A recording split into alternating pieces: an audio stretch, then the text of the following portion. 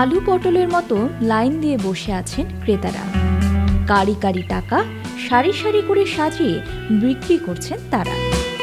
প্রয়োজন অনুযায়ী কিনে নিয়ে যাচ্ছেন ক্রেতারা। না, এটা কোনো রূপকথার গল্প নয়, সত্যি এই ঘটনা যুগ যুগ ধরে চলছে আফ্রিকার ছোট্ট দেশ সোমালিল্যান্ডে।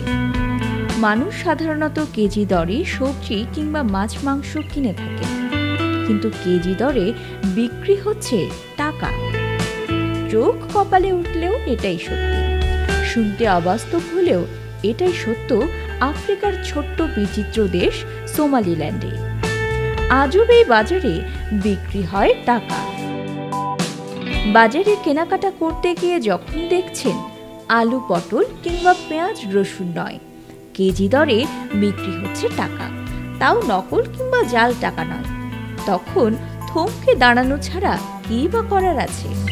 টাকা দিয়ে যখন টাকা কেনা হয়, এমন আজব বিষয় দেখে চোখ তো চড়ক গাছ হবে।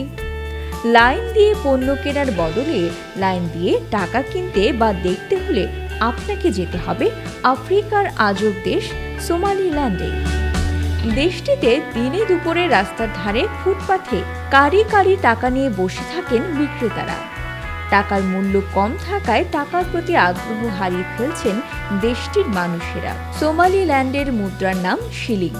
2000 সালে $1 বিপরীতে দেশটির নাগরিকদের গুনতে হতো প্রায় 10,000 শিলিং।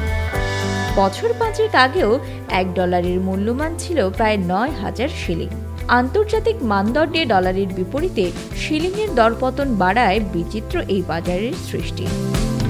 যদিও বর্তমানে $1 বিপরীতে গুনতে হয় প্রায় 600 শিলিং। দিনে দিনে ঘুচতে শুরু করেছে ছোট্ট এই দেশটির দরপতনের দুঃখ। সোমালিল্যান্ডের 6 টাকার সমান বাংলাদেশের 1 টাকা। তাহলে হিসেবটা মিলিয়ে নিন। $100 খুচরো করলে কত শিলিং পাবেন আপনি? আর তা নিতে হয়তো ভাড়া করতে হবে ছোটখাটো ট্রাক। মজার বিষয় হলো, প্রতিদিন রাস্তার ধারে এত এত টাকা বেচাকেনা হলেও একদম নেই চুরি ছিনতাইয়ের ভয়।